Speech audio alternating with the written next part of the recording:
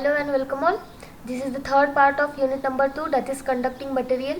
In the first and second part we will discuss about the review of metallic conduction on the basis of free electron theory, variation of conductivity with temperature and composition, and general electrical properties. In this particular lecture we are going to see the topic that is material for brushes of electrical machines, lamp filaments, fuses and solder. So let's start the video. So the first material is tungsten. It is a steel grey color metal which is brittle in nature. Its melting point is near about 3450 Celsius. तर बघा tungsten इथे दिलेला आहे. टंगस्टनचा colour कसा असतो, grey colour असतो. ठीक आहे. आणि टंगस्टन हा ब्रिटल असतो, म्हणजे तो तोडला जाऊ शकतो. ठीक आहे, त्याच ते ब्रेकडाऊन होऊ शकतो. टंगस्टन ब्रिटल आहे, टंगस्टन ग्रे कलरचा आहे आणि टंगस्टनचा मेल्टिंग पॉईंट किती आहे, 345. Okay, so this is the melting point of tungsten. Now the properties. आता टंगस्टनच्या प्रॉपर्टीज आपण बघणार आहोत. It is having high tensile strength. टंगस्टनची टेन्साईल स्ट्रेंथ ही हाय असते. Second property is it is ductile in nature. Ductile म्हणजे काय की त्याच्या वायर्स फॉर्म होऊ शकतात. असं कंपोनंट किंवा असे मटेरियल की ज्याच्यावर आपण वायर फॉर्म करू शकतो त्याला आपण म्हणणार डक्टाईल, आणि त्या प्रॉपर्टीला आपण म्हणणार ductility. Third property is tungsten has lower coefficient of thermal expansion. Thermal एक्सपान्शनचा कोएफिशियंट कसा असतो तर लो असतो. कशासाठी, टंगस्टनसाठी. Fourth one is tungsten is chemically inert to acids and alkalies but oxidize in presence of oxygen. बघा, tungsten जो असतो तो इनर्ट म्हणून तो इनर्ट असतो. कोणासाठी तर ॲसिडसाठी आणि अल्कलीजसाठी. बट तो जर ऑक्सिजनमध्ये आला तर तो ऑक्सिडाइज्ड होऊ शकतो. Okay. Fifth property is high melting point. तर मेल्टिंग पॉईंट त्यांचा हाय असतो which is 3450 degree Celsius and boiling point is nearly 5950 degree Celsius. हा मेल्टिंग पॉईंट, बॉइलिंग पॉईंट लक्षात ठेवायचा आहे टंगस्टनसाठी. Temperature coefficient of resistance is 0.00511. So this is the temperature coefficient of resistance of tungsten. Now the applications of tungsten. First application is it is used for making glass to metal seals. बघा, glass तयार करण्यासाठी आपण टंगस्टनचा use करू शकतो. Second application is it is used in battery ignition system, X-rays tubes, magneto ignition system. तर टंगस्टनचा उपयोग आपण battery इग्निशनसाठी करू शकतो, एक्सरे ट्यूबसाठी करू शकतो, मॅग्नेटो इग्निशन सिस्टमसाठी करू शकतो. Third application is tungsten is used in many high temperature application such as light bulb, cathode ray tube and vacuum tube as a filament, heating elements and nozzle of rocket engine. तर टंगस्टनचा उपयोग आपण जे bulb लावतो घरामध्ये त्यामध्ये tungsten use केलं जातं. Light bulb, cathode ray tube म्हणजे CRT. तुम्ही प्रॅक्टिकलमध्ये CRT बघितलं असेल तर त्या CRTमध्ये सुद्धा टंगस्टनचा यूज केलेला असतो. व्हॅक्यूम ट्यूब्समध्ये त्या फिलामेंट असतात, त्या फिलामेंटमध्ये टंगस्टनचा यूज केला जातो. त्याचप्रमाणे हिटिंग इलेमेंट आणि nozzles of rocket engine. Rocket इंजिनचे नोझल्स टंगस्टनपासून तयार होतात. Similarly, the application of tungsten is vibrator. Okay, so this is property and application. Material used for filaments. Filaments म्हणजे जे आपण बल्ब यूज करतो त्याचे जे फिलामेंट्स असतात. बघा, इथे तुम्हाला डायग्राम पण दिसते. तर हे फिलामेंट्स तुम्ही बल्बमध्ये बघितलेले असतात. तर ह्या फिलामेंट्समध्ये कोणते मटेरियल यूज करतो ते दिलेलं आहे.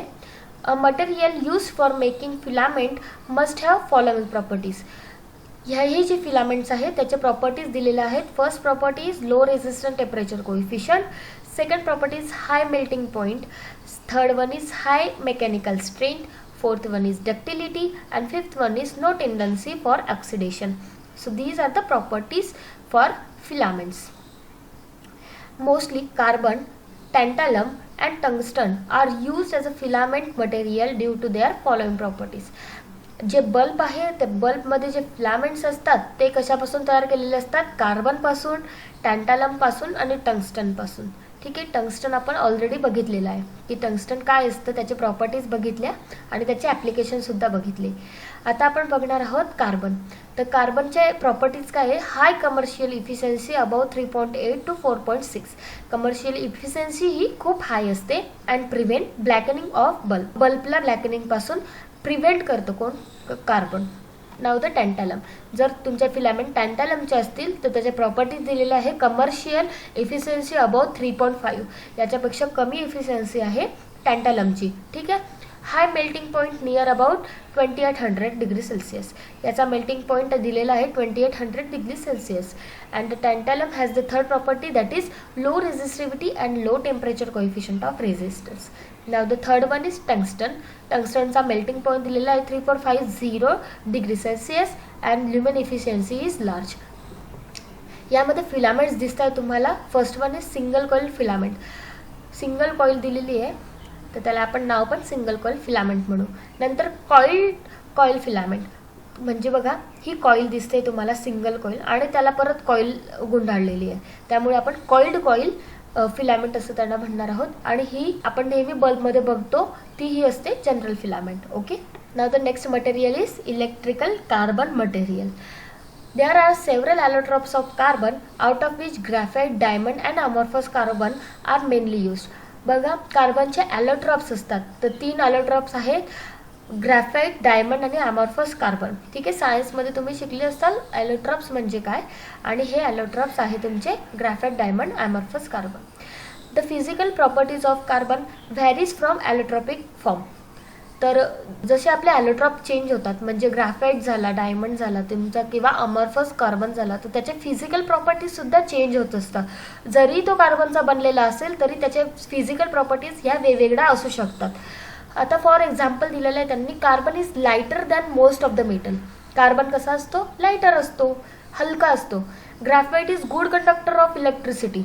ग्रॅफाइट कसं असतं? गुड कंडक्टर ऑफ इलेक्ट्रिसिटी असतो, त्याच्यामधून करंट पास होऊ शकतो. While diamond is bad conductor of electricity.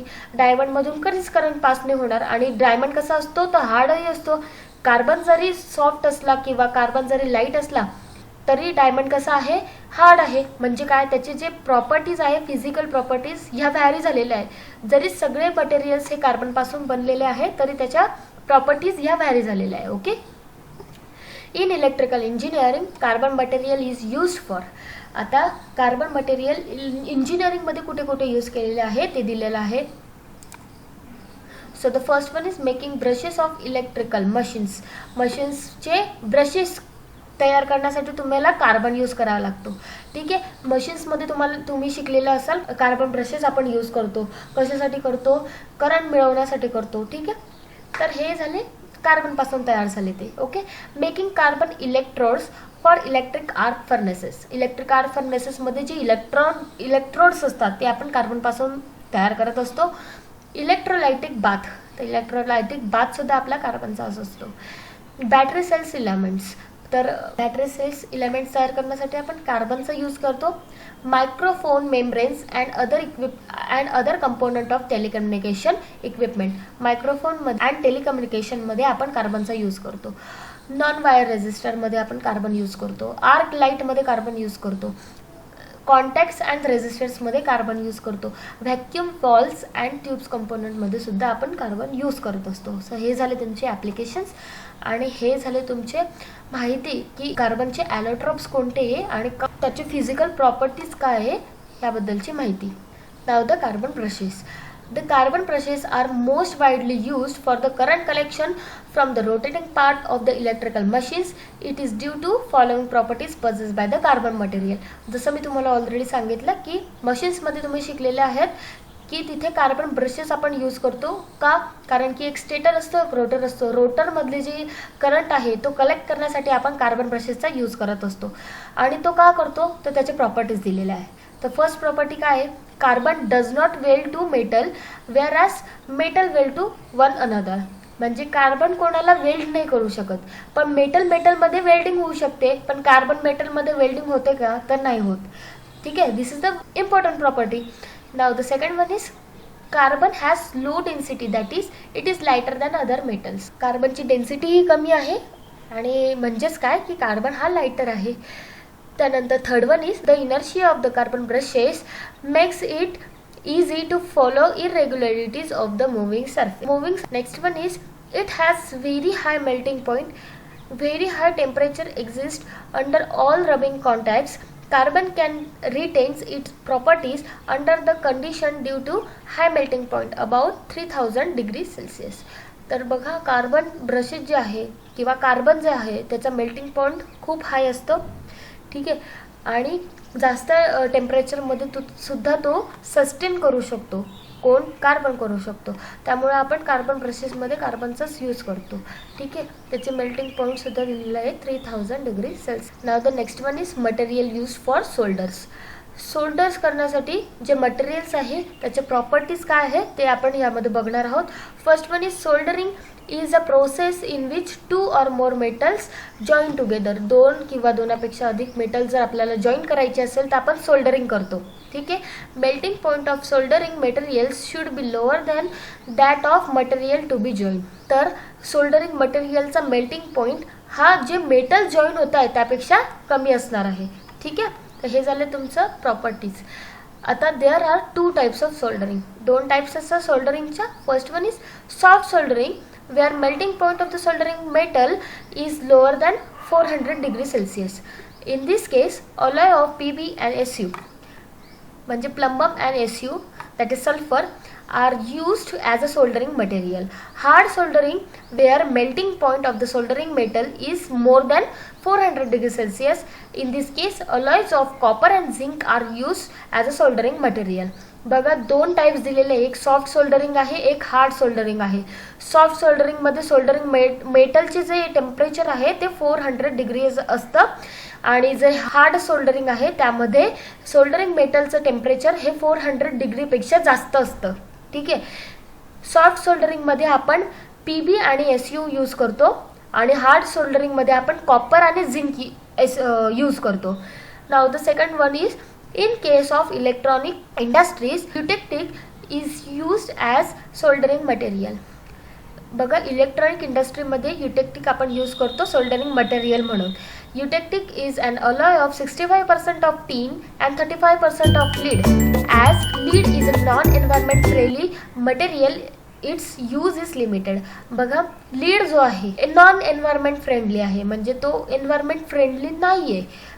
तर त्यामुळे आपण लीडचा उपयोग खूप कमी पर्सेंटेजमध्ये करतो. बघा, इथे दिलेलं आहे तर 65% टीनच यूज केलेलं आपण, 35 म्हणजे खूप कमी पर्सेंटेजमध्ये आपण लीडचा उपयोग करतो कारण की ते हार्मफुल आहे एन्व्हायरमेंटसाठी.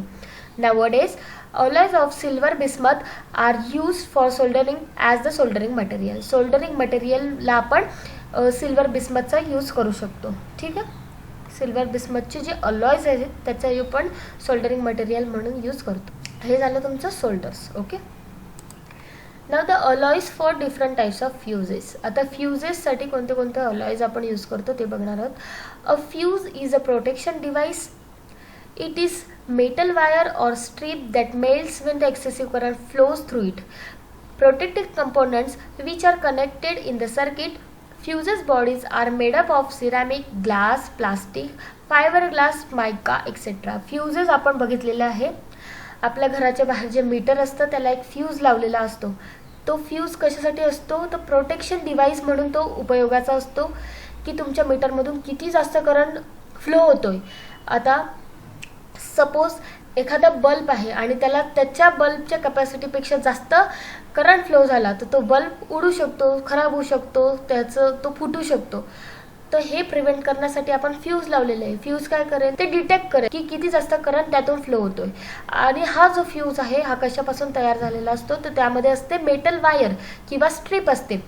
मेटल वायर किंवा स्ट्रीपचा उपयोग आपण फ्युजेसमध्ये केलेला असतो. जेव्हा जास्त करंट फ्लो होतो त्यावेळेस ही मेटल वायर किंवा जी स्ट्रीप आहे ती मेल्ट होते, ओके. म्हणजे काय? फ्यूज काय करतो? प्रोटेक्ट करतो.